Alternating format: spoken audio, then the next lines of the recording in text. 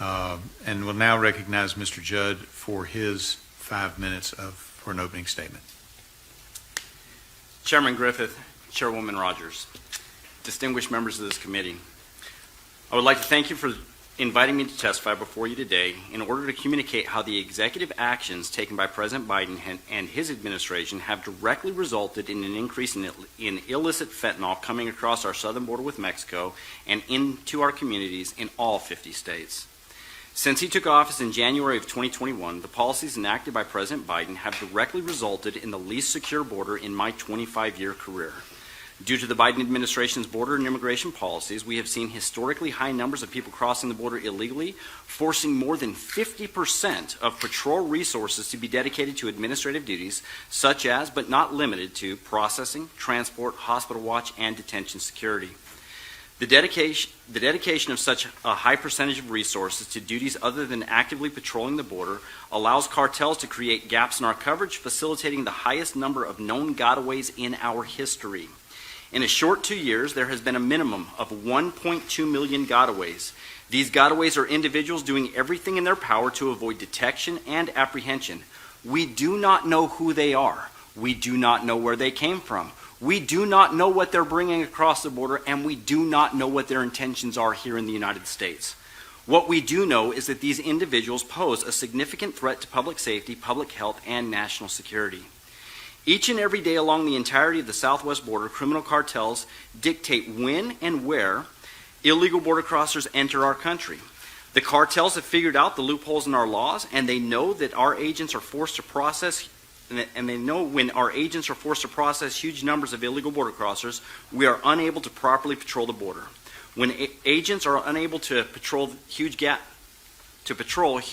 are created in our first line of defense, and that's when the cartels can run the people and things they don't want us to catch because they know they will get away.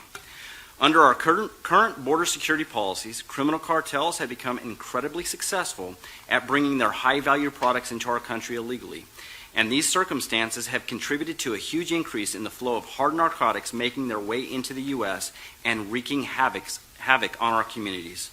According to a Washington Post report, more than 107,000 people died from a drug overdose in 2021, and fentanyl was responsible for 2/3 of those deaths. The amount of illicit fentanyl, a synthetic opioid, pouring into our country across our southern border is staggering and frankly terrifying, knowing that just 2 milligrams is considered a lethal dose. According to publicly available data from Customs and Border Protection, the Border Patrol alone seized 949 pounds of fentanyl along the southwest border from February 2021 through January 2022. CBP just recently released narcotic seizure data for President Biden's second full year in office, February 2022 through January 2023. And the amount of illicit fentanyl seized by just the Border Patrol has more than doubled to 2,294 pounds.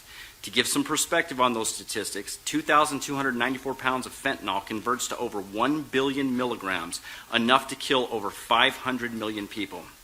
In September of 2021, 8 months after President Biden's open border policies went into effect, the Drug Enforcement Administration issued a public safety alert warning of the sharp increase in fake prescription pills containing fentanyl and meth.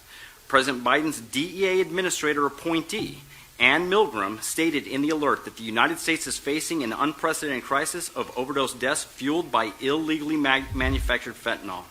The alert goes on to state, the vast majority of counterfeit pills brought into the United States are produced in Mexico, and China is supplying chemicals for the manufacturing of fentanyl in Mexico.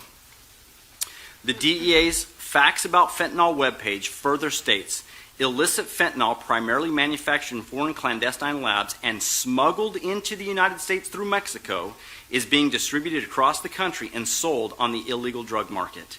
The reality is this. President Biden has made the securing of our border impossible. Instead, his policies have allowed criminal cartels to advertise their services throughout the world with the promise that illegal border crossers will be allowed to remain in the United States without fear of deportation. Until we end catch and release, which would allow our agents to actually do their jobs and patrol in the field, we will never come close to achieving a secure border.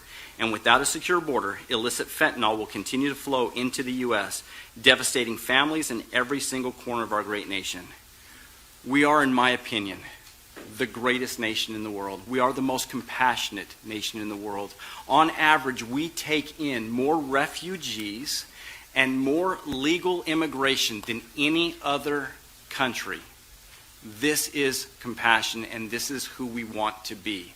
Unfortunately, we're not talking about legal immigration. We're discussing illegal immigration and how that fuels the fentanyl crisis here in the United States. I appreciate this time to testify, and I look forward to any of your questions. Thank you, sir.